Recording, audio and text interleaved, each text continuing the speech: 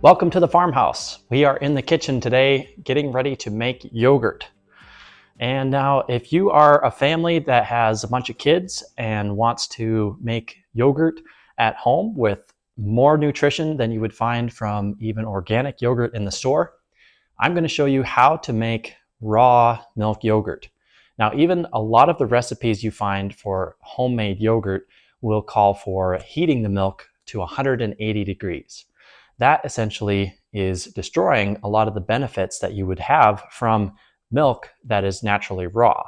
So in this case, we're going to be making yogurt using a simple process that we've been using for multiple years, probably 6 or 8 years, and it does not even call for any fancy equipment. Most likely you have everything you need in your kitchen right now.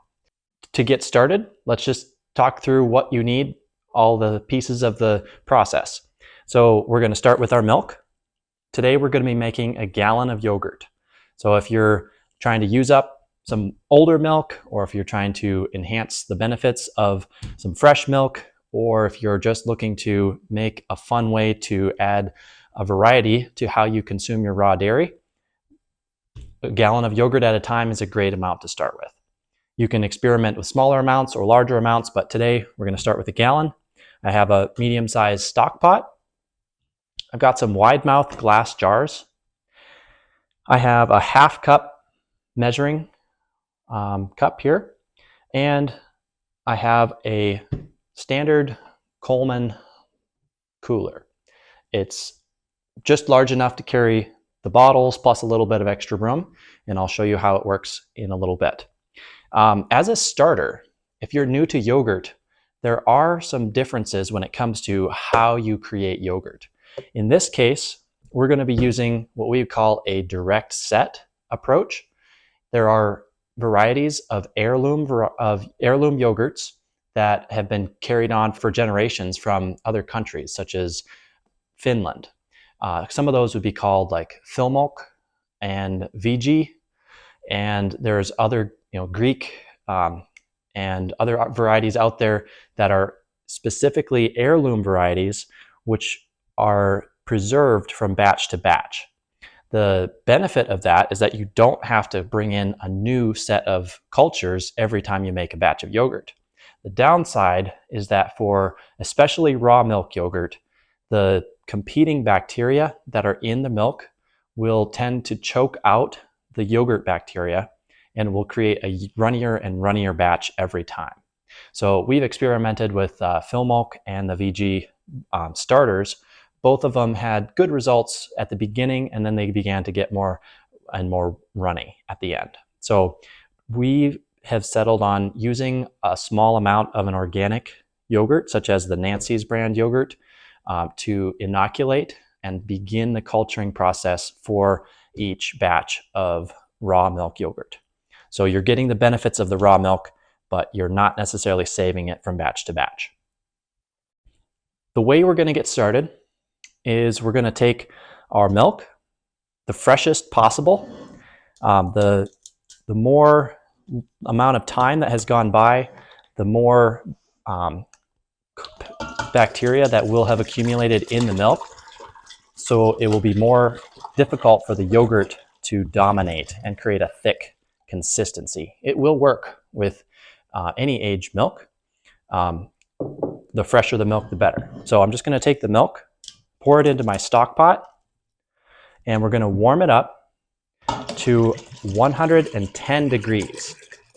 And if you've seen other recipes talking about 180 degrees, that is because it is essentially pasteurizing the milk so that the only bacteria present is the starter bacteria. But in our case, we really want the most nutrition we can because we're getting fresh raw milk for a reason.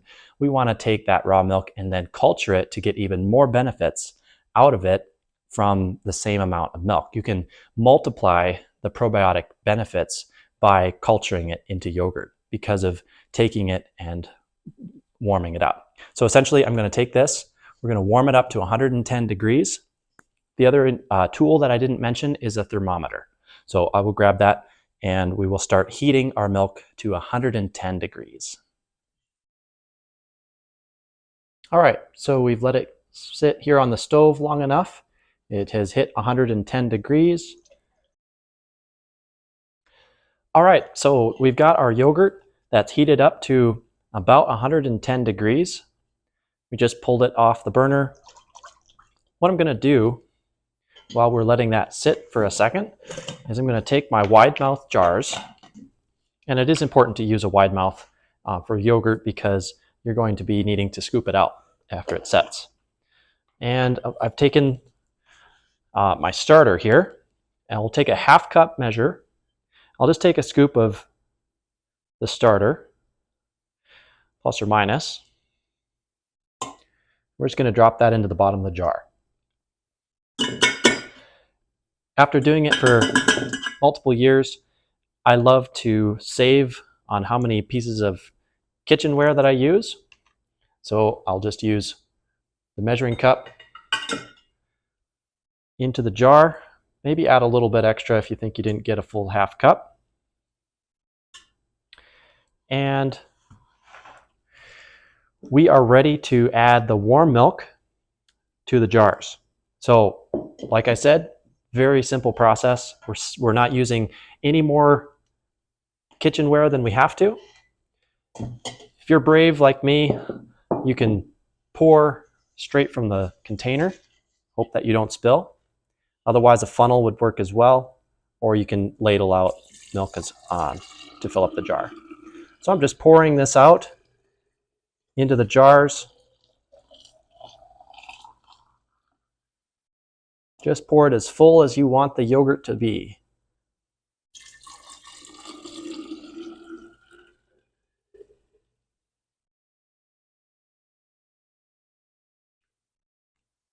Okay, so we have a half cup of starter, half gallon of raw milk, heated up to 110 degrees. We're going to cap those with a cap.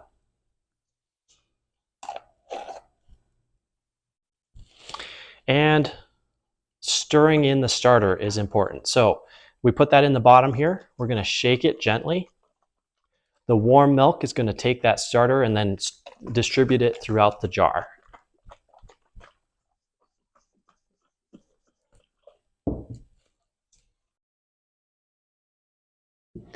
Okay, so we got our milk heated up to 110. We put it in the jars. We've got our starter added. The next step is where many people do it differently, but we've found a great way to have a simple process to make yogurt that actually has a time-saving hack in it as well, is to use a basic cooler with water from your tap at 110 degrees. So what that does is we're going to incubate the yogurt, and some people will use an instant pot that will regulate the yogurt to 110 degrees. You can also put it in an oven with the light on overnight.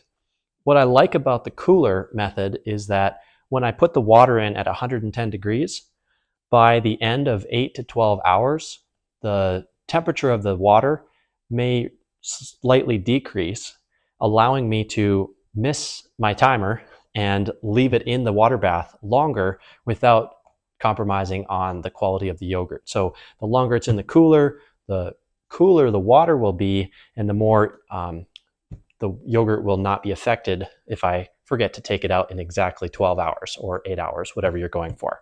So I love the cooler method. You can try an instant pot as well. Another benefit of using a cooler to make the yogurt is that when you're culturing it in the jars that you're going to use it and serve it out of, then you don't have to transfer it. If you put it in an instant pot, you end up with a large stock pot of yogurt that you're going to have to ladle out into containers before you can store it in your fridge. So by bottling it in the final container that you're going to serve out of, you're able to save a step, and it makes for a great serving experience. All right, so I'm just taking my thermometer, measuring the temperature of the water that I'm adding. Looks like I've got about 111. You can put slightly warmer water if you want to compensate for milk that wasn't quite 110. All right, so we've got about 110 degree water. Now it's time to add the yogurt.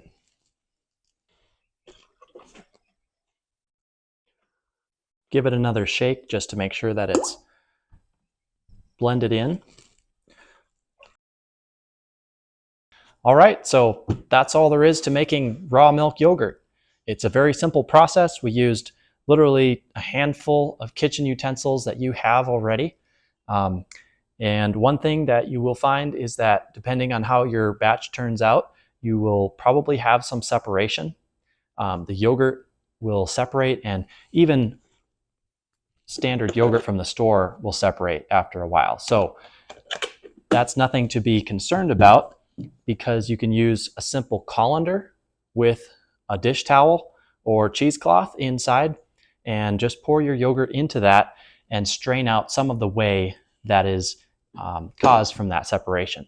That is actually the technique for making Greek yogurt.